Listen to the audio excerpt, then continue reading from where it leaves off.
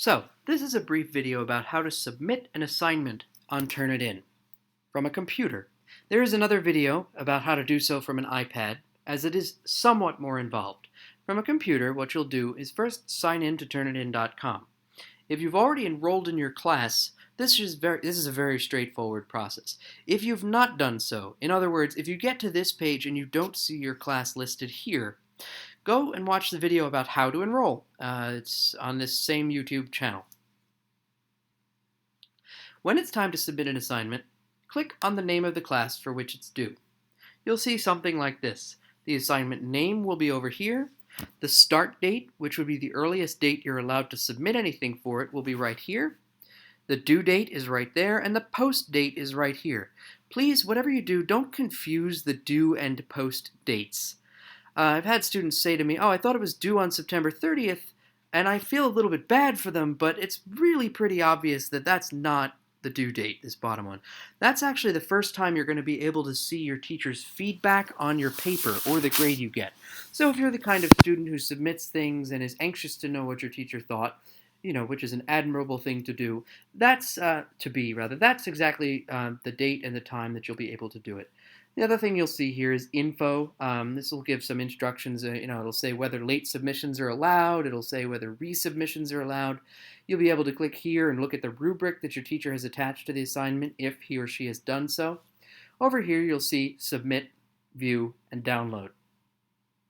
If it says resubmit, that means that you have submitted something, so you can so you're already all set.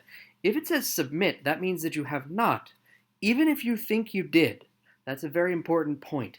And I'll show you some of the pitfalls that might come up that prevent you from actually going all the way through and submitting what you meant to submit. So let's click Submit. What you'll see is that you have two options: a single file upload and a cut and paste upload. Your teachers will specify which ones they prefer. Personally, I prefer the file upload because it allows for formatting. But again, that's your teacher's decision. More than it is mine.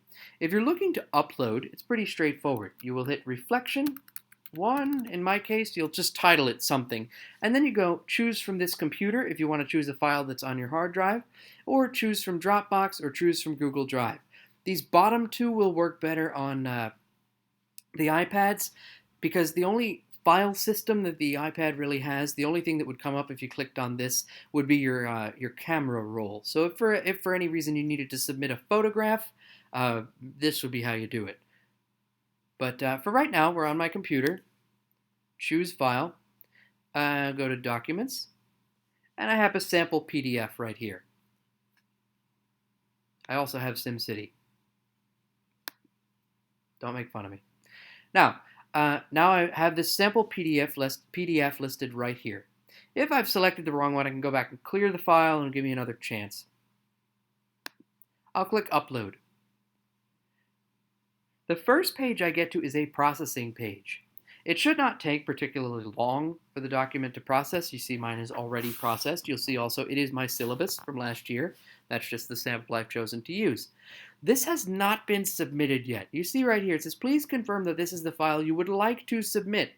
Okay? So if you get to this page and then just navigate away from it, you go up here and you type Twitter or Facebook or something like that, you will not have submitted anything for the assignment. Students bring me this excuse all the time. And I know what they did, so I feel kind of bad. But now that you've seen this video, you know what you did too. So just, don't do it. You have to hit Confirm. Otherwise, it won't go. And when you get to this page, it'll say, congratulations, your submission is complete. This is your digital receipt. It will also have things that are dead giveaways, like a submission ID and a submission date down here. Okay? And a button that says Return to Assignments List.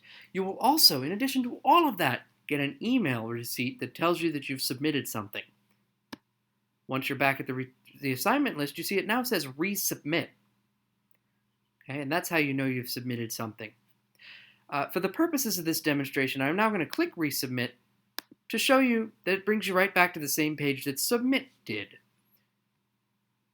So now what I'm going to do is go in and show you the cut and paste upload. What this allows you to do is cut and paste a document directly into this. The weakness of this is that it does not actually allow you to format your document. So let's put in a little essay here. I am a vampire, so I don't